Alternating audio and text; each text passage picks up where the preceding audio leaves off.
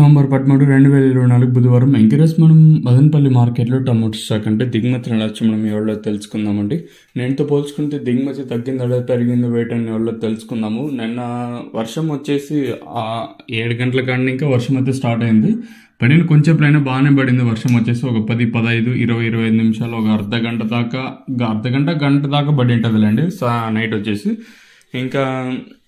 ఇంకా channel subscribe చేసుకోకుండా అలాగే లైక్ చేయకుండా చూస్తా అంటే వెంటనే లైక్ ప్లస్ సబ్స్క్రైబ్ చేసుకోండి. మీకు కుడి చేతి పక్కనే సబ్స్క్రైబ్ అనే బటన్ ఉంటుంది. సో సబ్స్క్రైబ్ చేయడం మర్చిపోతండి, అలాగే లైక్ చేయడం మాత్రం మర్చిపోతండి. సో ప్రస్తుతానికి స్టాక్ అనేది ఏ విధంగా వచ్చింది ఏమి మాట్లాడుకుందాము. సో నిన్న ఆల్మోస్ట్ చాలా చోట్ల వర్షాలు పడినా కూడా అంటే స్టాక్ ఏం తగ్గలేదు. నేనుతో పోల్చుకుని దిగుమతి పెరిగింది. మనం ముందుగా అంటే టీవీఎస్ మనీ లైన్ మొత్తం మాట్లాడుకుంటే ఇక్కడ నేనుతో పోల్చుకుని దిగుమతి పెరిగింది. అలాగే జీపీఆర్ మనీ లైన్లో చూసుకున్నా కూడా నేనుతో పోల్చుకుంటే స్వల్పంగా పెరిగింది. ఓవరాల్గా మార్కెట్ మొత్తం తీసుకున్నట్టు నేనుతో పోల్చుకుని దిగుమతి భారీగా కాకపోయినా నిన్న చాలా తక్కువగా వచ్చింది కదా, దాంట్లో పోల్చుకుంటే నేనుతో పోల్చుకుని దిగుమతి పెరిగింది. మరి చూద్దాము ఈ ప్రైస్ అనేది ఏ విధంగా వెళ్తే చూడాలి.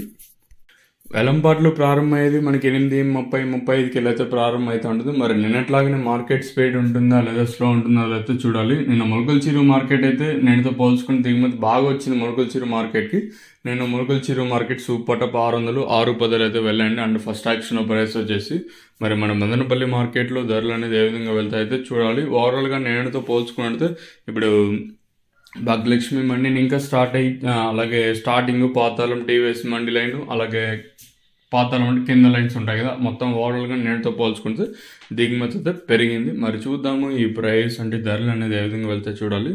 సో సబ్స్క్రైబ్ చేయడం మర్చిపోవద్దండి, అలాగే మన ఛానల్ సబ్స్క్రైబ్ చేయడం అయితే మర్చిపోవద్దండి.